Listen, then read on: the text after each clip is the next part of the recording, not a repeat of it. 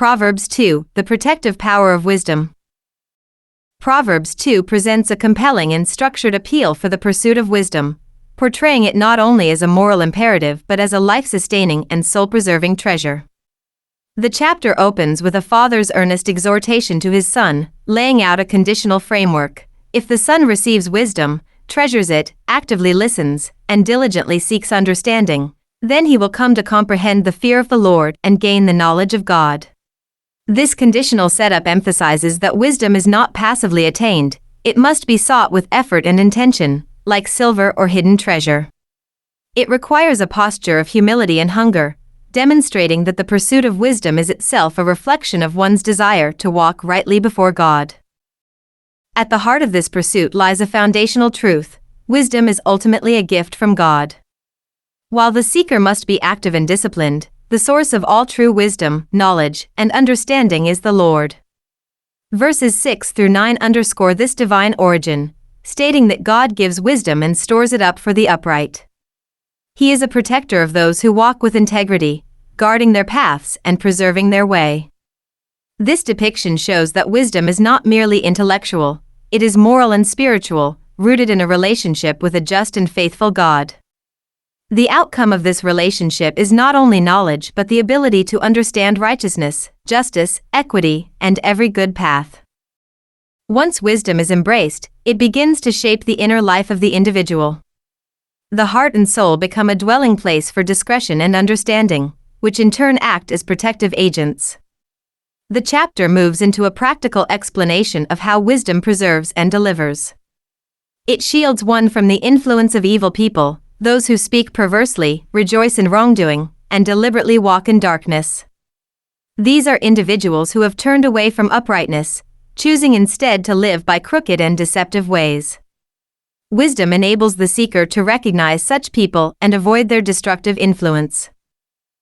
Further, wisdom acts as a safeguard against moral failure, particularly in the form of sexual immorality. The text warns of the seductress, an immoral woman who uses flattery to entice and who has broken the sacred covenant of marriage. She symbolizes temptation and unfaithfulness, leading her victims down a path that ends in death and spiritual ruin. The stark language used here underscores the seriousness of moral choices and the irreversible consequences of forsaking God's commandments. Those who fall into her trap do not return or regain the path of life, a sober reminder of the high stakes involved in rejecting wisdom. The chapter concludes with a clear contrast between the destinies of the righteous and the wicked. Those who embrace wisdom and live with integrity will walk in goodness and remain secure in the land, a metaphor for God's favor and blessing.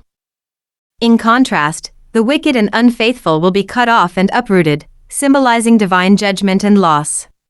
This final section reinforces the broader theme that the fear of the Lord and the pursuit of wisdom lead to life, while rejecting them leads to destruction.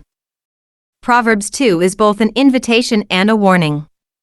It calls the reader to actively pursue wisdom with the same intensity one would pursue great riches, reminding us that true wisdom originates from God and leads to moral clarity, spiritual protection, and lasting peace.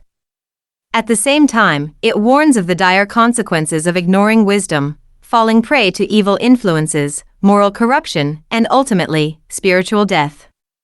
Through vivid imagery and moral instruction, this chapter paints a portrait of wisdom as both a divine gift and a necessary guide for righteous living.